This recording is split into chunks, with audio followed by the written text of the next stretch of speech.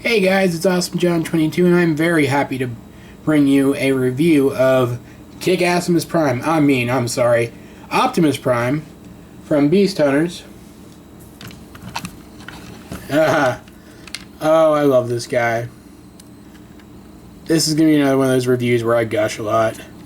We finally got confirmation that Optimus Prime in Transformers Prime Beast Hunters, that being the final season of Transformers Prime, does look, if not exactly like this, pretty much just like this.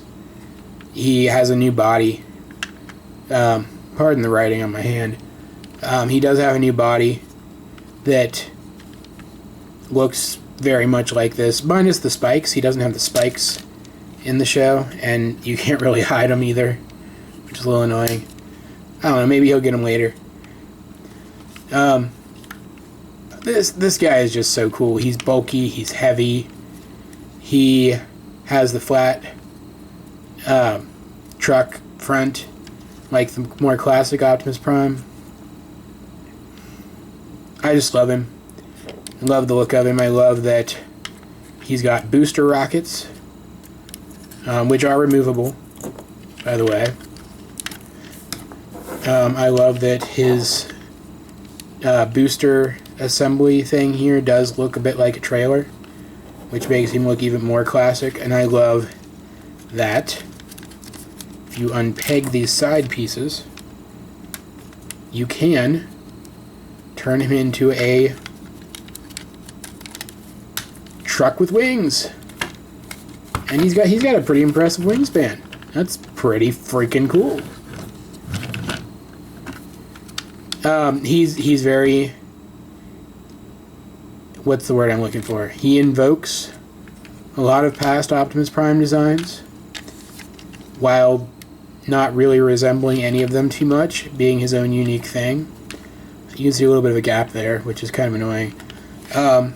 Entirely plastic wheels, unpainted, which I'm going to fix with some silver pen eventually.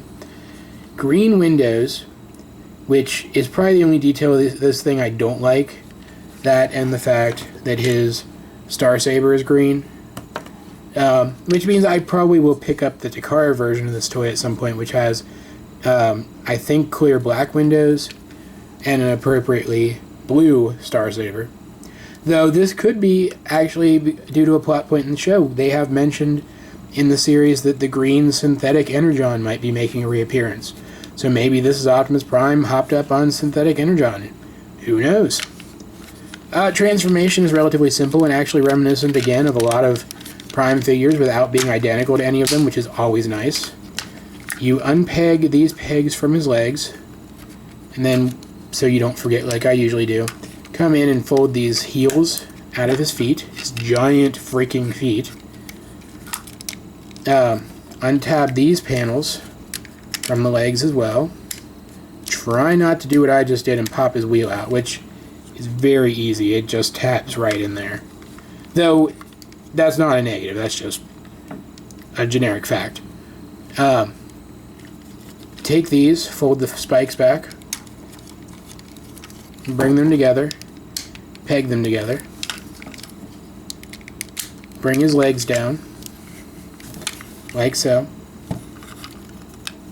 You may be saying, but wait, aren't his legs backwards?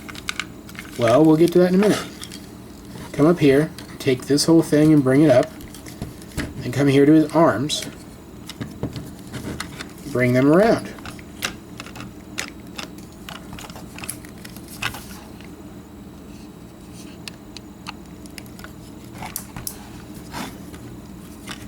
Next, sorry, I had to fix my camera for a second. Next, we're going to bring his arms out. You can see his head there. We're going to rotate. Am I doing this wrong? Am I doing something wrong? Oh, right. We're going to take this.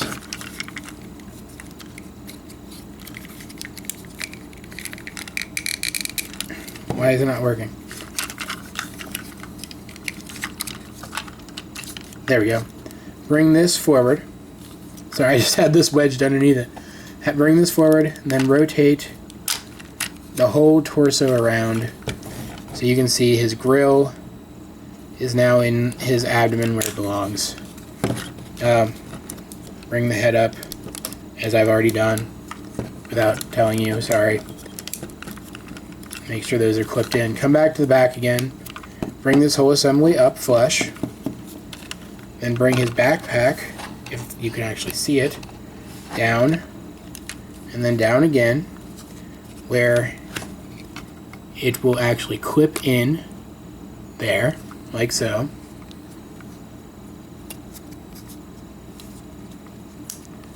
I like to then take his smokestacks and orient them up so that they're correctly placed by his shoulders. Split his wings, like so.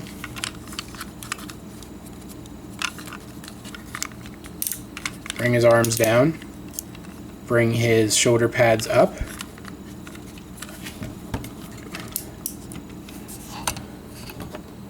And there you have Transformers Prime Beast Hunters Optimus Prime. And again, he does a pretty freaking good job of looking like he does now in the series, though the details on his arms are a little different. Again, he doesn't have these spikes, and he has more of the classic Optimus Prime head than this one. But I don't mind it too much. It's still a decent Optimus Prime head with some good light piping. Green light piping, but still good. You can see great silver paint. It's not chrome, but it's silver. Good, pretty good paint, just in general anyway. In an era where figures don't get as much paint anymore, this guy has some pretty good paint, and he's a big figure. I will show you next to a 3 3/4 inch figure. He's pretty freaking big. He's bigger than the average Voyager class figure anymore. But he is bigger because he's a little hollow. Which, he's not, I mean, he's solid. He's just a little hollow. And I think that's great. If hollowing the toy out a little bit without sacrificing its stability allows them to make bigger figures at the same price point, I say go for it. I'm all for that. That's great. He does have these boosters. They can act as hand weapons if I can get them in there. It's a tight fit. Though we haven't seen him hold a gun like this in the series, and these do open. We have, however, seen in the series that he has boosters on his backpack. So what I like to do is take these and put them in their other position, which, again, I'm having trouble getting in the hole. There we go. And make them boosters on his backpack. These do come with missiles. I've already lost the missiles. Sorry, guys.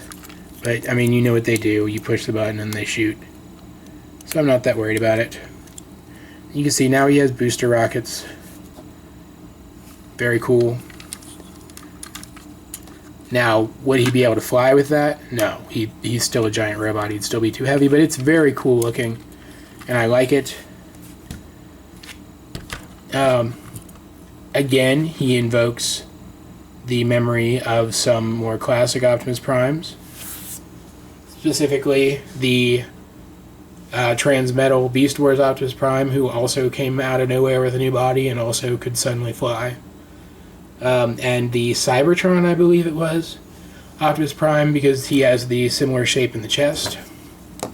I did mention, aside from the little guns, he does also come with the Starsaber.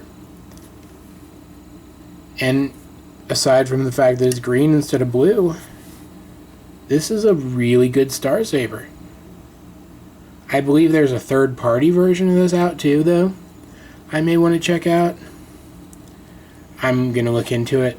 But for now, I'm just excited that we got this. This is cool. This is like, if you don't know, this is like his ultimate weapon from the series. It's a artifact of Cybertron. It can cut pretty much anything, and it can throw freaking energy waves, which is just awesome. It's basically a lightsaber and a key attack all in one, and it's fantastic. I mentioned we didn't see him with handguns in the series, unless you count, he did in his first appearance have a giant kind of underslung hand cannon. It was kind of a Gatling cannon. I have been simulating the Gatling cannon with this. It's the weapon from, look at the green through the Star Saber shining on it. That's pretty cool. It is the gun from War for Cybertron, or Fall of Cybertron rather, Sideswipe, and it extends here. I usually keep it pulled in and plug it in to the underside of his hand, like so. And I just realized that was completely off camera. It's just a standard peg, and now he has giant Optimus Prime cannon that he can shoot people with. And that just looks fantastic to me. I love it. Overall, I just love this figure. I'm actually doing a better job at not gushing than I thought. I just love this figure. I mean, look at that. That is just cool. This is like Optimus Prime as a bruiser. We see in the show he can shoot missiles in his vehicle mode. He probably has other weapons in vehicle mode. He's almost invulnerable. He can fly, and he has all these kick-ass weapons. He's got missiles. He's got lasers. He's got a Gatling gun. He's got the Star Saber. This is the Optimus Prime that every kid wants to see in action. In terms of articulation, he does have elbow up to about there. Rotation here in the bicep. Shoulder in and out.